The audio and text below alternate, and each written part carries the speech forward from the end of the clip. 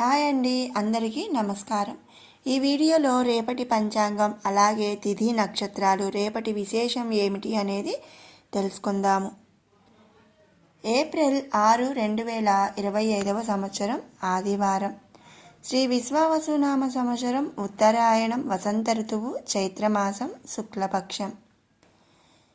రేపటి సూర్యోదయ సమయం ఉదయం 5:59.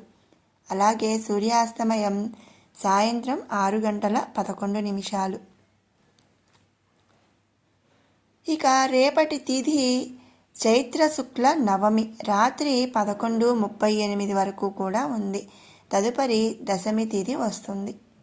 ఇక రేపటి నక్షత్రం పునర్వసు ఉదయం 9:58 వరకు.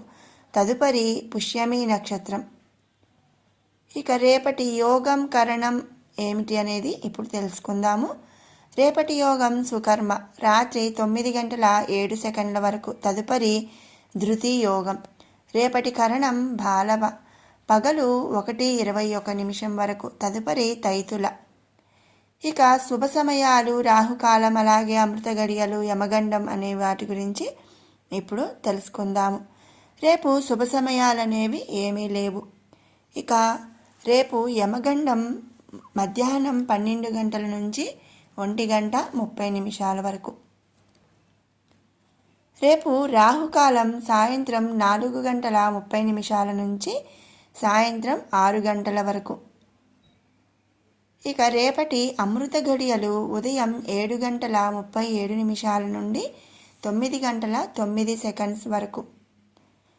రేపు దుర్ముహూర్తం సాయంత్రం 4:25 నుండి 5:13 వరకు.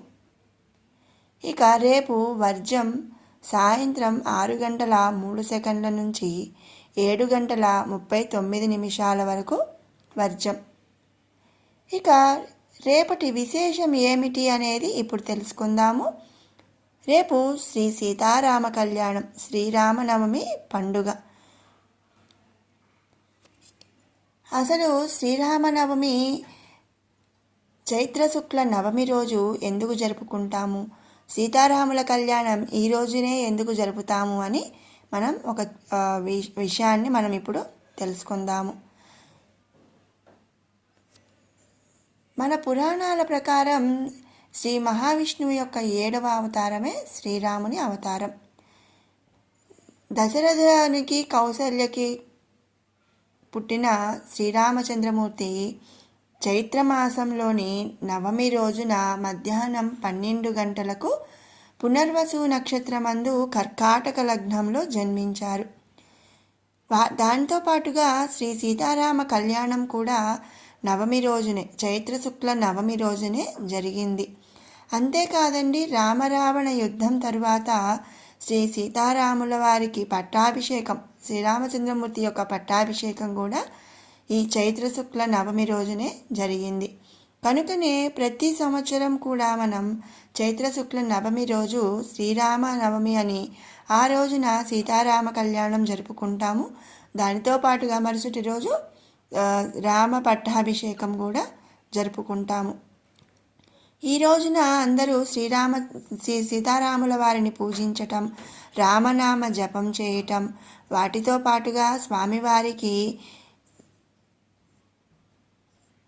పానకం, వడపప్పు, సలివిడి నైవేద్యాలను, అలాగే ఎవరి శక్తి కొలది వాళ్ళు నైవేద్యాలను సమర్పించటం, సుందరాకాండ పారాయణం చదవటం, అలాగే వీలైన వాళ్ళు అన్నదానం, వస్త్రదానం ఇలా దానాలు చేయటం, ఇవన్నీ కూడా ఎంతో మంచి ఫలితాలనిచ్చే విషయాలన్నమాట.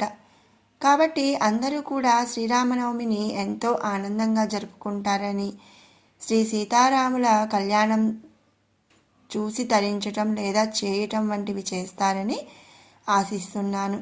అందరికీ కూడా శ్రీరామనవమి శుభాకాంక్షలు. రేపటి పంచాంగంతో మళ్ళీ కలుసుకుందాం. Thanks for watching.